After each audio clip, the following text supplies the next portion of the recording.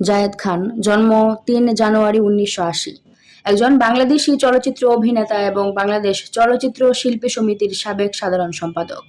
তিনি ভালোবাসা ভালোবাসা ২০০৬ চলচ্চিত্রের মাধ্যমে অভিনয় জীবন শুরু করেন।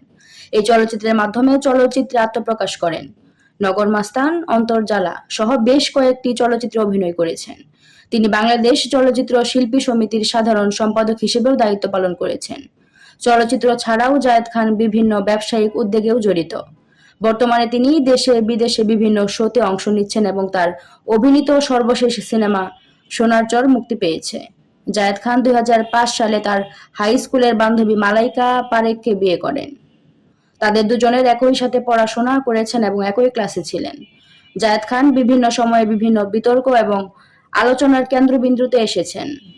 বিভিন্ন সময়ে সামাজিক যোগাযোগ মাধ্যমে তার ব্যক্তিজীবন এবং চলচ্চিত্র জগৎ নিয়ে আলোচনা সমালোচনা হয়ে থাকে।